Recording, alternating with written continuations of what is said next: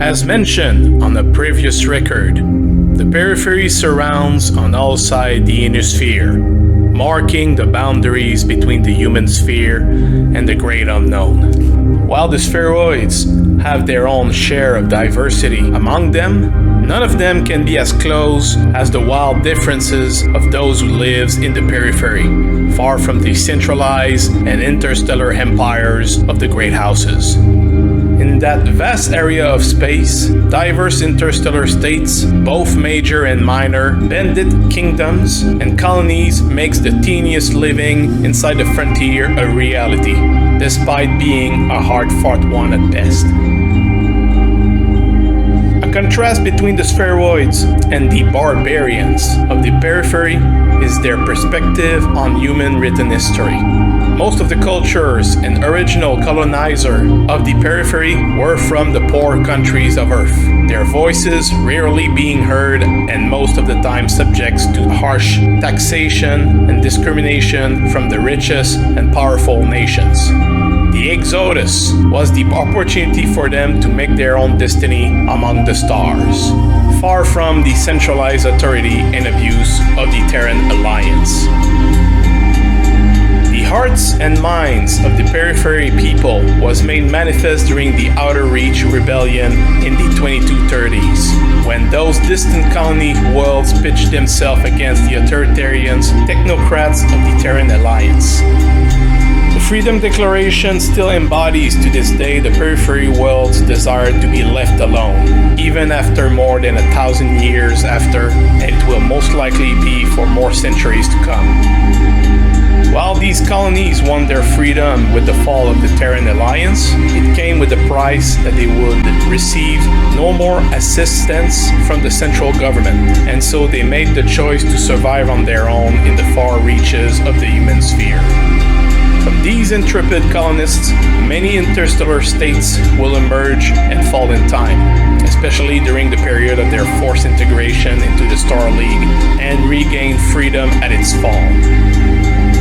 Currently, the prevalent major states of the periphery are the Outworlds Alliance under House Avelar, the Magistracy of Canopus under House Centrella, and the Taurian Concordat under House Calderon. There are also minor states that have recently emerged, though still not quite free from their pirates' origins and raid activities. The Marian Hegemony, the Loian League, the Illyrian Palatinate, and the Cercinus Federation.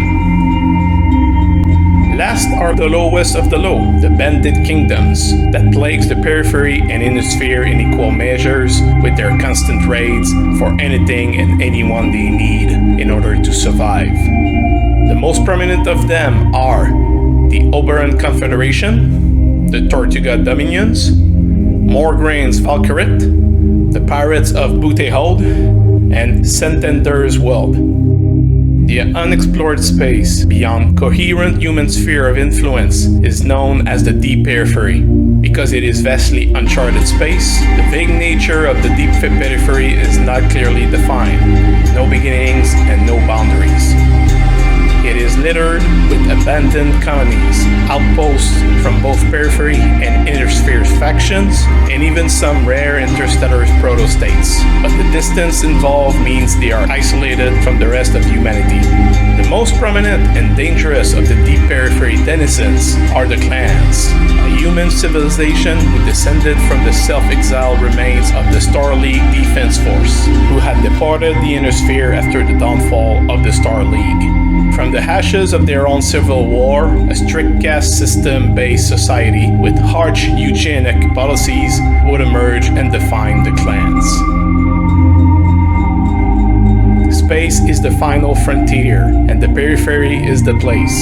Since it is in the far reaches of the main setting, the periphery and deep periphery didn't receive a lot, if any, lore in the initial creation of BattleTech. In time, especially with the clan invasion era, the setting expanded and they finally were able to get their share seats inside the power struggle and intrigues of the space opera that is BattleTech. In a way, the periphery is a shining example on how the Inner Sphere would have been during the Exodus and Age of War eras. And any fan of the periphery can't wait to see it grow and expand, despite still being the frontier of human known space.